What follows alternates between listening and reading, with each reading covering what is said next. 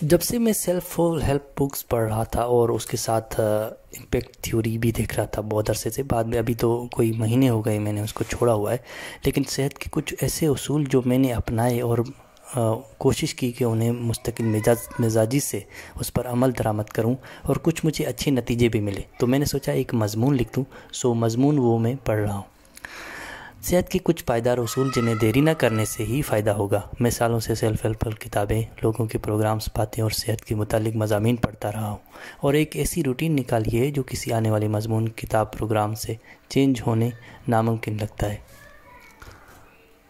اور وہی اصول جتنا مستقل مزاجی سے اور جتنی دیر میں نے کی آزمائے، ہمیشہ فائدہ ہی ہوا۔ کبھی کبھی اس میں کوتاہی بھی ہوئی، پر پھر کچھ عرصے بعد واپسی ہوئی۔ اس بات کا اکثر پچھتاوا ہوتا ہے کہ اگر مسلسل کیا ہوتا تو آج وہ نتیجے سامنے ہوتے جو کوتاہیوں، سستی وغیرہ کی وجہ سے ملتوی ہو گئے ہیں۔ بہرحال اب سنہری اصولوں کا مختصر ذکر کیا جائے، اور میرے مطابق اس پر رائے یہ ہے۔ اصول 1، سب سے پہلے یہ کہ اٹھنے اور سونے کا اگر ایک وقت مقرر نہیں تو زندگی ڈاواڈول، جھنڈ لگے گی اور ویسے محسوس بھی ہوگی، اور ایسا عرصہ بہت بڑے عرصے تک آپ کو زندگی کے مقصد سے ہی پرے کر کے ہر لحاظ سے، یعنی جسمانی، ذہنی طور پر آپ کو مفلوج کر دے گا۔ تو سب سے پہلا اصول ہے کہ ایک مقررہ وقت پر سونے اور جاگنے کا وقت مقرر کریں۔ ویکینڈ یا کسی موقع پر آپ اس میں تھوڑی بہت تو چینجنگ کر سکتے ہیں، پر اس کو زیادہ دیر تک قائم رکھنا یا اس تبدیلی کے مستقل ہونے کا زیادہ امکان بھی موجود ہے، لہٰذا اس پر سمجھوتہ کرنے سے اگلے سارے اصول خطرے میں پڑ سکتے ہیں۔ تو اصول نمبر 1، مقررہ وقت پر اٹھنا اور سونا۔ اصول نمبر 2، پہلے اصول کو عمل میں لانے کے بعد ہی باقی اصول پر عمل کیا جا سکتا ہے۔ دوسرا اصول ہے کھانا وقت پہ کھانا۔ آپ چاہے دن میں 2 دفعہ یا ایک ہی دفعہ کھانا کھا رہے ہیں، پر اس کا وقت بھی مقرر ہونا چاہیے۔ 1 گھنٹے کی گنجائش ہو سکتی ہے، پر زیادہ آگے پیچھے کرنے سے نظام ہاضمہ، وزن اور باقی جسمانی اور ذہنی اوقات پر فرق پڑ سکتا ہے۔ اس کے علاوہ ضروری یہ ہے کہ دن کا آخری کھانا سونے سے کم 2 گھنٹے قبل ہونا لازم ہے کہ آپ کے سونے پر اس کا اثر نہ ہو۔ اور یاد رکھیے کہ نیند کے مکمل ہونے سے ہی آپ کی بہت ساری بیماریوں، عارضوں، دردوں، کمیوں کا بہت اچھا قدرتی علاج ہو جاتا ہے۔ اصول نمبر 3، ورزش۔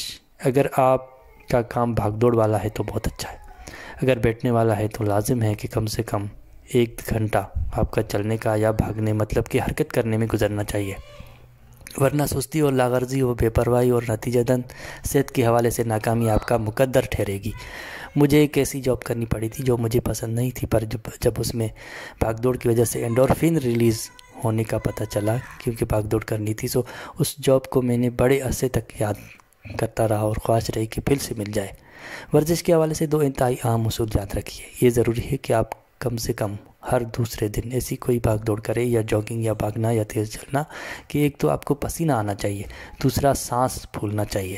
یہی ایسی دو نشانیاں ہیں جو حقیقتاً جسمانی حرکت کا ثبوت پیش کرتی ہیں، جس میں اس مشین کا جام ہونا یا خراب ہونا مشکل ہو جاتا ہے، یعنی زیادہ امکان روشن ہو جاتا ہے کہ اب کوئی بیماری پاس آنے کا خطرہ بہت درجے تک کم ہو جاتا ہے۔ اصول نمبر 4، زندگی آپ کی ہے، نہ صرف ذمہ داری آپ کی ہے، بلکہ اس زندگی سے جو بھی حاصل کرنا ہے بھی آپ ہی کا حق ہے۔ سب سے پہلے تو خود کو وقت دیں کہ آپ کیا چاہتے ہیں۔ اس میں کئی باتیں ہیں، خود کے ساتھ وقت بتائیے۔ آپ کی جو بھی ذمہ داریاں ہیں اور کام کے حوالے سے، فیملی کے لحاظ سے، وہ آپ تبھی بہتر طور پر نبھا سکتے ہیں جب آپ خود سے مطمئن ہیں اور خوش ہیں، ورنہ یہ سب بوجھ لگے گا۔ نتیجتاً ایسے نفسیاتی مسائل میں گھر جائیں گے جن سے نکلنے کا حل تبھی نکلے گا جب خود کو وقت دیں گے۔ انگریزی کا لفظ ہے فرسٹریشن، اردو میں مایوسی اس کا معنی ہے، پر جس طرح انگلش میں استعمال ہوتا ہے مجھے زیادہ معنی خیز لگتا ہے۔ کہنے کا مطلب اپنی قدرتی صلاحیتوں کو مجبوری یا کسی طور پر دبانا فرسٹریشن پیدا کرتا ہے۔ خود کو وقت دے اور اس میں جو پسند ہے وہ کرے۔